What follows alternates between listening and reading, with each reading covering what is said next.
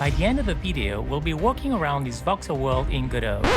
But honestly, I had no idea what I was getting into. I tried to draw the very first simple triangle and it literally disappeared. To make a voxel engine, you cannot just use Godot's built-in cubes. You have to build the geometry from scratch, point by point. We gave Godot these 3 points to draw a triangle, but nothing shows up. If I rotate the camera, oh, there it is. It only renders from the back. Godot looks at the vertex order to know which side is the front. I need to write the triangle clockwise so it faces the camera, so I just flip the order. And boom, triangle actually exists now. But a voxel world isn't just flat triangles, it's cubes. I learned in school the face is just 2 triangles and a cube is made up of 6 faces. So I'm adding 2 helper functions, one to build a face and one to build a cube. It works! But why does it look like a wet bar of soap? Well, triangles need something called a normal. Think of a normal as an invisible arrow sticking out of the surface. It tells the light, hey, I'm facing this way. We are going to calculate that arrow strictly per face to get that sharp lucky look.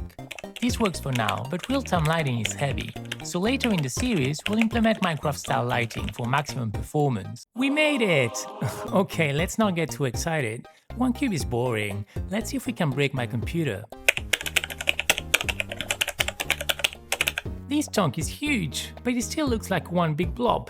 Every vertex has the same color, so nothing stands out. Let's fix that by enabling vertex colors in our mesh material, and give each vertex its own color.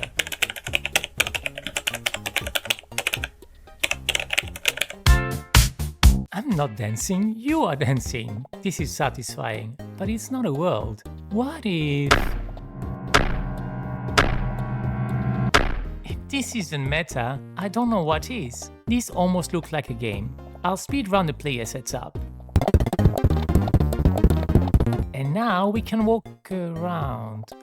Oh no, I forgot a collider on the mesh. While I fix that, don't forget to like and subscribe if you're enjoying the video.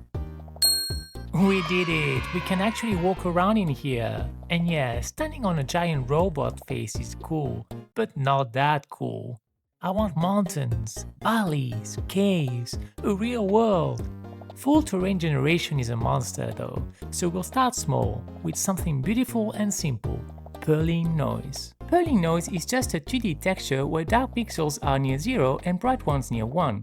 The important part is how those values change. They blend smoothly instead of jumping, which is critical to create a simple natural looking terrain. Godot makes this super easy with fast noise leads. Set a seed and you'll get the same terrain every time. And by the way, I've picked a seed with a hidden meaning. If you think you know it, drop a comment. Now that is looking like a terrain. The shape is right, but it looks like a prototype. Let's add an atlas texture to our mesh. This doesn't look right, and that's because we haven't told Godot how to map the texture yet. We need to give our vertices UV coordinates. They tell each vertex which part of the texture to use. In Godot they go from 0, 0 in the top left to 1, 1 in the bottom right. Let's quickly update our helper function now to provide the additional data. And this is the Wait a minute, of course, we are using the whole texture for each face. With a 2x2 atlas, we just split the texture into 4 equal tiles and pick the one we need for each face. Okay, now we just need a bit of setup so Godot knows what block types we have and which tile each face should use. We have achieved perfection.